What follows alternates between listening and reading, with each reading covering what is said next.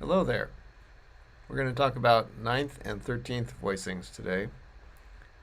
So what you see on the screen is just a sheet of minor 9, dominant 13, and major 9 voicings arranged in a 2-5-1 progression, which then goes through all 12 keys. And so the first thing you want to do is just play these chords as written.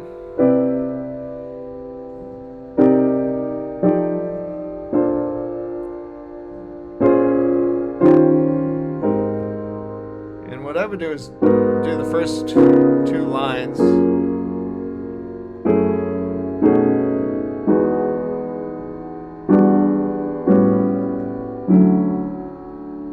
that'll take you from D minor 9 all the way down to D major 9.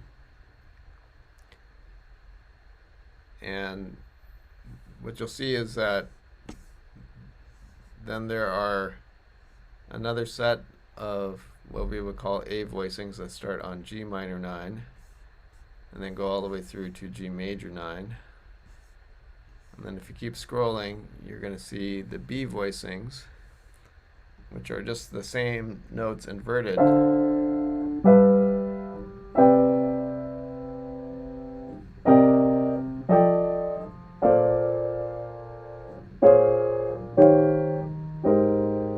so on. So the first step is just to practice these so that you can play through them. And ideally, you want to memorize them so that you wouldn't have to look down at your hands or even need to read the notes. And one way you can practice that is just to keep your eyes on the chord symbol, or just say it as you're playing it. D minor 9, G13, C major 9, C minor 9, F13, B flat major 9, and so on. And really have these become kind of an automatic reflex to the chords that you're looking at.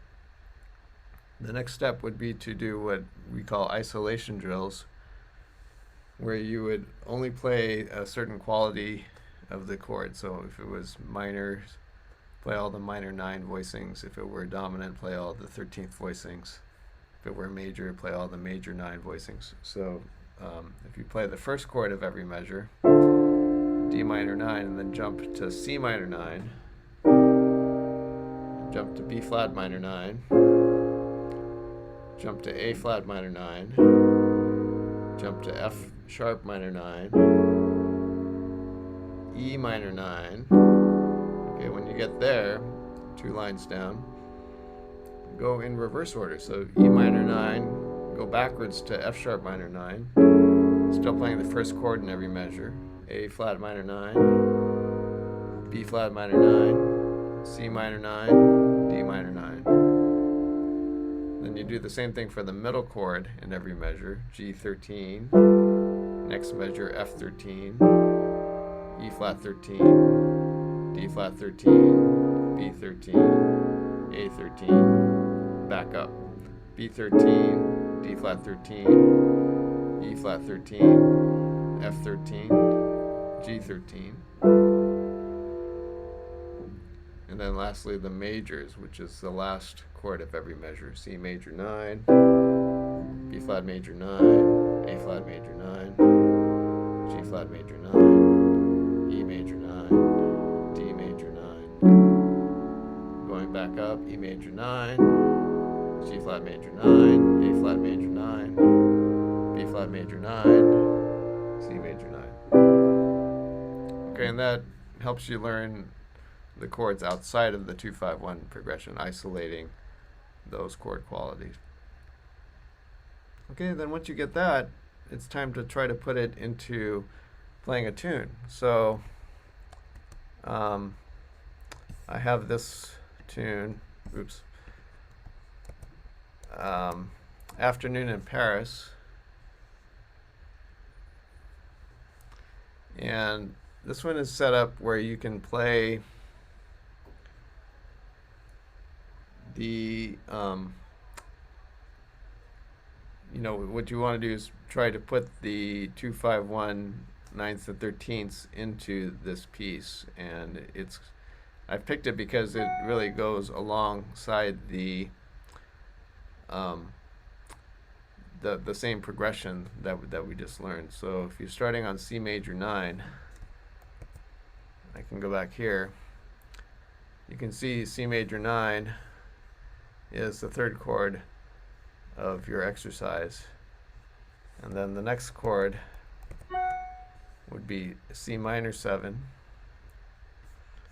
Let me turn off my mail here. C minor 7 to F7 to B flat major 7.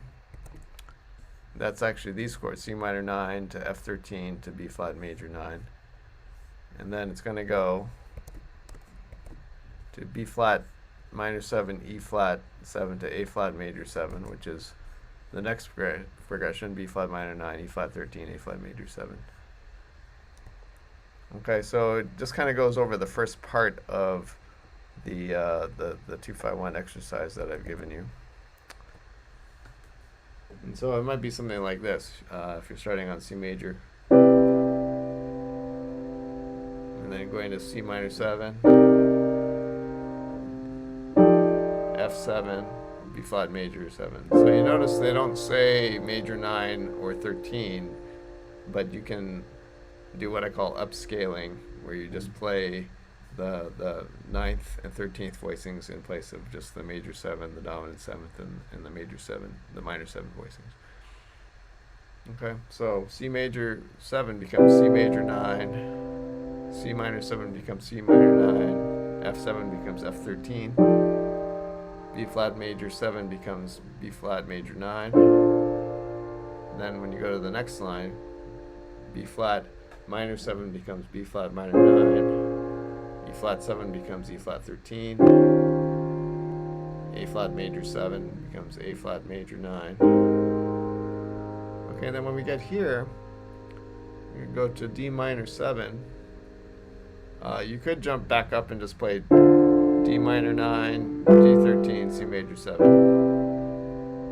Or if we're going back to A flat major 7, from here it would actually be easier to go to a B voicing, which would be like this: D minor 9, G13, C major 7. And for now I'm ignoring the flat 9 on the G7. Okay, so that's a way to start playing something like Afternoon in Paris.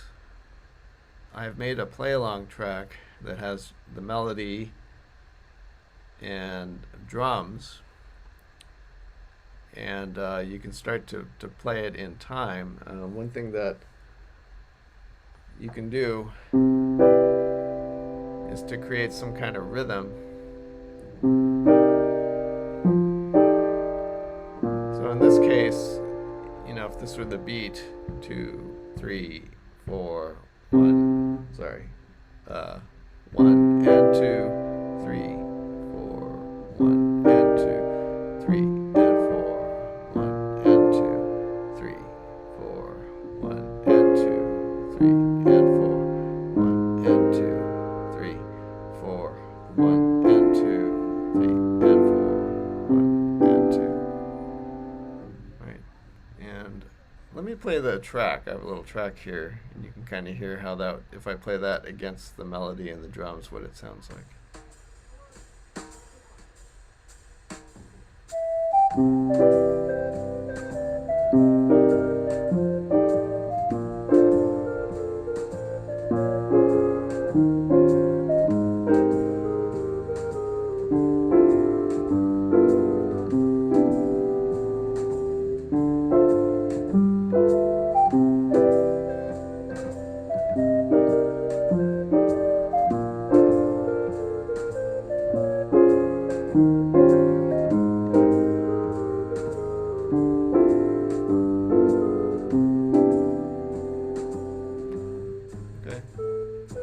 So that's a little sampling of how you can use these 9th and 13th voicings to play when there's someone else playing the melody. In this case, it's just a keyboard playing synth part playing the melody, and then we're just filling in the roots and the chords.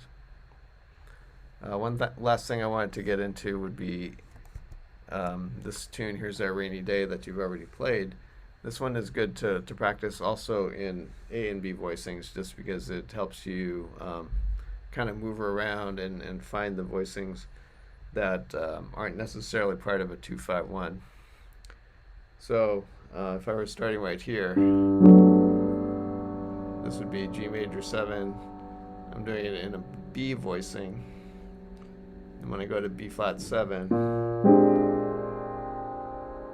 I'm going to A voicing, E flat major 7, A voicing, and then going up a fourth to A flat major 7, I switch to B voicing. Otherwise, I'd have to jump like that, which is not bad, but if you didn't want to jump, you can just switch the voicing.